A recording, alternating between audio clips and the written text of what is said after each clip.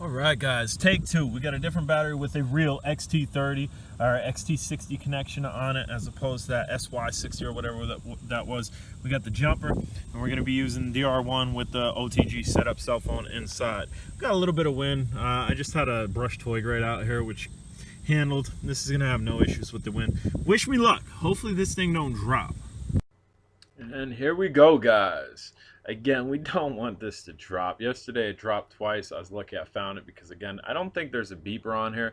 I haven't torn this drone completely apart, so we don't want to do a walk of shame, and we want to just fly this. I'm gonna fly this. I want to see what type of range this has stock. I didn't build this. I bought this BNF and bind and fly, and we have it on the jumper. So the jumper's control range has taken toy grades out pretty darn far. But so I'm not really concerned about the control range because I think the control range should be fine. I'm concerned about the FPV. I want to see what type of FPV quality we have, and I would think with the setup, the way the setup looks, it should be good for long range. So we're not super sport flying this, guys. I know some of you guys are probably itching for me to start doing barrel rolls and power loops and whatnot and really turboing with this. I'm not there yet. I'm not there yet. I was messing around with a small in a park before they decided to destroy it, and I was getting pretty good at that. And then they destroyed my park, and then I kind of had nowhere really to fly my small because I really don't want to fly it out in this area with really tall shrubs. But guys, we're out there. We are out there, and we are just going to turn around. We could have kept going. As you saw, my FPV was clean. We could have kept going. Now on the way back, you're going to start to see jello. I am flying into wind, and I also wanted to power. I wanted to power back. I wanted to throttle, full throttle back, and I think my camera, my FPV camera, might need to be tightened because I got fresh props on it. It's definitely not the props, and a brushless monster like this should not be seeing that type of vibration. And the antenna's facing away from myself now, so we're starting to get a little bit of feedback. I am down basically straight ahead, right in front of that shadow off to the left. And we're just going to continue to fly this. We're going to continue to fly this. I will do very, very mild speed runs. Again, nothing to brag about. But down one of these trails, just really working on myself. Again, I didn't come into this hobby knowing how to fly, period, and I definitely didn't come into this hobby know how to fly acro, and I don't have the need for speed when it comes to FPV. But we're moving a little bit here. It's nothing crazy. This drone can go a lot faster, and as you can see, we're low to the ground, and there's a lot of trees in between myself and the drone. We got a little bit of interference. And again, this is being recorded, not on board the drone. This obviously, because you see a little bit of feedback. This is being recorded, the OTG to cell phone. I'll throw a link down below for that. I picked it up on Amazon. I think that's probably the cheapest place to get it as well. Unless you want to wait on a slow boat, then you might want to go with overseas shipping. But sometimes that takes like a month and a half.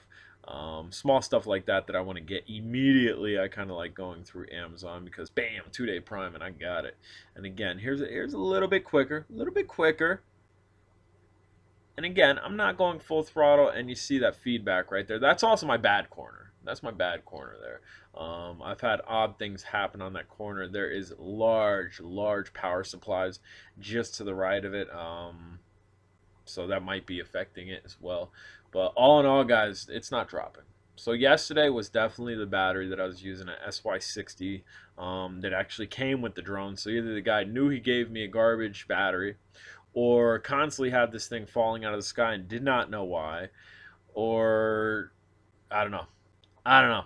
But the battery, don't use SY60 and a XT60 connection. They look comparable, they do fit, but left to right it's a little bit smaller, and it was shutting off mid-flight, and it was causing some blackouts. It could have got really dangerous. Fortunately, I fly where I do, and I didn't hit myself or a person yesterday that was riding on a quad.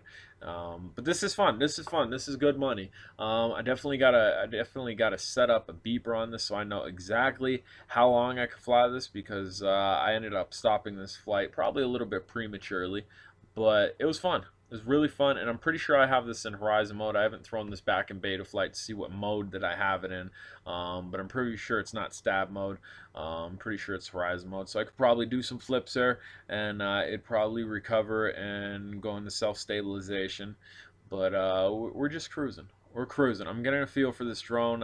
It's extremely smooth. It's extremely smooth on the jumper. I'll put a link for the jumper down below too. 70, maybe 78 or 87, somewhere around there on Amazon. I think is the cheapest as well, and I think that's even cheaper than the slow boat from China. So if you want to check that out, there'll be 2 links down below: my OTG setup and my jumper that I'm using. The DR1 goggles, you can either buy an RC car that had them with it, or there was like a mini drone that had these goggles with it. If you want to go cheap, you saw the range I got on them. Getting good range. As you can see, we're flaking out just a little bit. We're facing towards ourselves, and the antenna, bam! Now the antenna's facing us. The back end's facing us. When the antenna is pointed towards yourself, away from yourself, we start getting a little bit of that feedback, which isn't horrible. It's not horrible at all. So I thoroughly enjoyed this, guys. Stay with me. I'm gonna have to get back on my drone simulator before I decide, yes, I'm gonna go throw this into acro and give it some flips and give it some spins and really start cooking with this. I definitely want to get my camera situated. I want to get my camera situated where I'm not getting that jello when I'm pitching forward into wind. And again, with it directly behind me and my head in between my receiver and the drone, we got some feedback, as you saw, but now that it's back in front of me, doing pretty good, Guys, I'm J-Drone. If you haven't subscribed, smash the subscribe button. If you have any questions, comments, concerns, down below. I fly everything from micros, minis, full GPS drones, and we are starting to get into race drones. So if you have any questions or comments, definitely get at me down below. I try to get back at everybody, and if I don't get back at you, there's a possibility I didn't see it, which is rare, but it does happen, and I do apologize for that.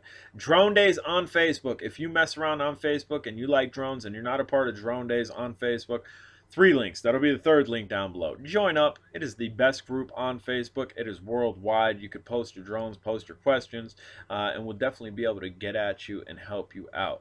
Today, what I fly today? I flew this today. I flew the Tello today, and I flew a brush GPS drone. You don't get more diverse than that. All 3 of those videos will be up. The GPS brush drone video is already up if you want to check that out. Again, subscribe, click like, hit that bell for notifications. Later. So after running that short period of time, guys, we stopped almost on par. I mean, we could have definitely brought it below 3.7. I know a lot of people do, but we're 3.7, 3.7, 3.76, 3.76, and we were completely balanced before we left. So we'll definitely get that recharged and run it again. But that was great. That was a lot better than yesterday falling out of the sky.